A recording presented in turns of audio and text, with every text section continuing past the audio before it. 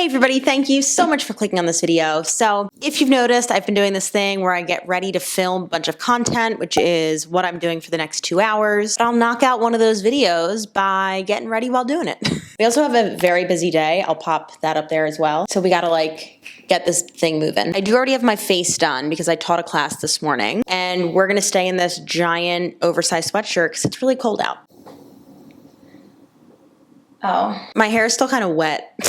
All right, well, you know what? Let's just chat for a few minutes as my hair dries. So if you didn't know already, the health and wellness industry is highly unregulated. Everything from supplements to trainers, it is honestly kind of like the Wild West. You do not need an ounce of education to call yourself a trainer, a nutritionist, a hormone balance expert, which by the way is an endocrinologist. That's the only person who can hold that title. I mean, anyone can call them that if they want, but you get what I'm saying. So today I want to talk about the idea of staying in your own lane, or what I say a lot, operating within my scope of practice. So we understand what my scope of practice is. I am a certified personal trainer, nutrition coach, functional strength coach. There's something else. Oh, and then pre and postnatal training specialist. So what can I do with these people? I can safely train them.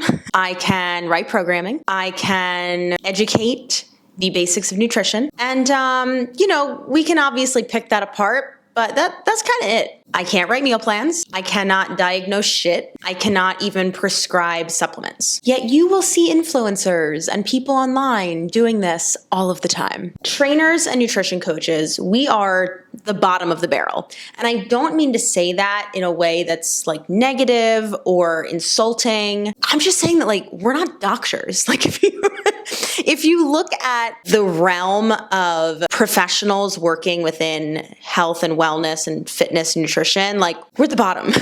We have minimal education compared to people like physical therapists, athletic trainers, medical doctors, registered dietitians. And also, let's again be really honest, our field is completely unregulated. You quite literally do not need anything to call yourself a trainer, to sell programs. Obviously, that's very frustrating. So before we do something with this, I want to give you my top tip for spotting someone who is probably practicing outside of their scope of practice. If they don't have any credentials listed anywhere, they probably don't have them. It's as simple as that. I'm sorry, I spent a lot of money and a lot of time on my education, and I know that it is important, so I'm gonna put it places. It's on my website. It's under every single one of my YouTube videos. It's on my YouTube page. I want people to know that I value education, and I just think it says a lot about people who are operating in this field and don't have education, because if you don't value education, you probably don't value other things, and it tells me a lot about what you believe in. We're not getting political. And another place where you see this a lot right now, because it's very trendy, is Pilates. People putting up Pilates workouts and people selling Pilates programs, and they're not certified in Pilates. I don't think people realize how many hours of education you need to become a Pilates instructor. Pilates is not just anything on a mat where you're moving slowly. Pilates is a real structured form of movement. It's baffling to me. So anyway, I have a whole video about Pilates with 2 very educated, certified Pilates instructors, and you can check that out if you would like. Okay, let's pause for a second, figure out what we're gonna do with the hair. Oh my God. This is a fire hazard waiting to happen under there. Okay, while she's heating up, let's heat up the convo.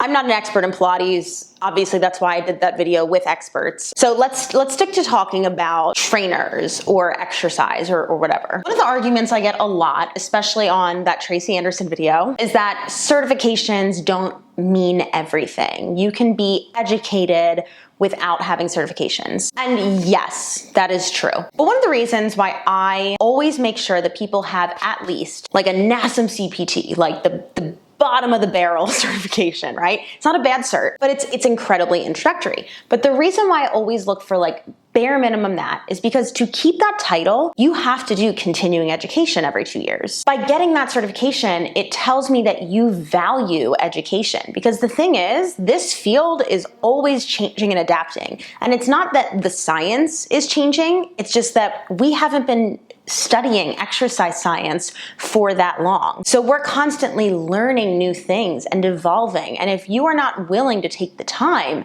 to bare minimum educate yourself, but then also continue to learn, quite frankly, I don't think you should be in this field. So that's the reason why I'm always so hard pressed on like, is this person certified? Or does this person have, a degree in something related to kinesiology or exercise science? Because so much of what you see now is uneducated people, many times who are genetically gifted, who like working out, selling programs. Look, if you love working out and you want to share your little free workouts online or test out workouts and give your opinion, like I have no issue with that. You can post whatever you want. The second you start selling shit to people, red flag. You have lost my respect because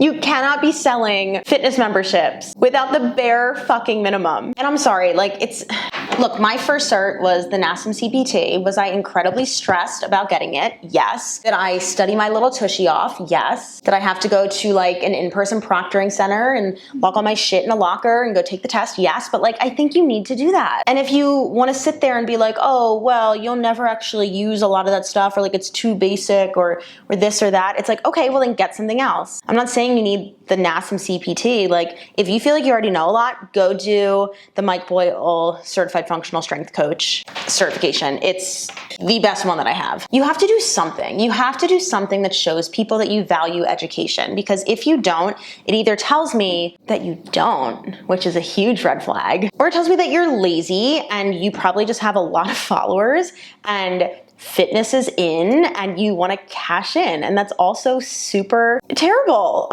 I'm sorry, but if you're a trainer, if you're a coach, like if your number one goal is not to help people, I don't think you should be doing this. Sorry. There can be a lot of other reasons why you get into this field, but like your number one reason should be to help people. Someone I really respect, who I want to give her a little shout out. I know she's not super into YouTube anymore and she's just like out there living her life, but Taylor Woods, who we've done like a collaboration on a video together. Her channel is mainly health, wellness, fitness based. And she stepped back and realized, hey, I'm making a lot of content about fitness, but I don't have any education or experience in it. So I'm gonna get the NASM CPT. And I respect that so much, because the whole time she also was talking about how she was like, I don't even know if I want to train people. Like that's not really the end goal. I just want to get more education. Do I think that's necessary for her type of content? No. But do I respect the hell out of her for that? Absolutely. And now I think she is actually like coaching group fitness classes, which is freaking awesome.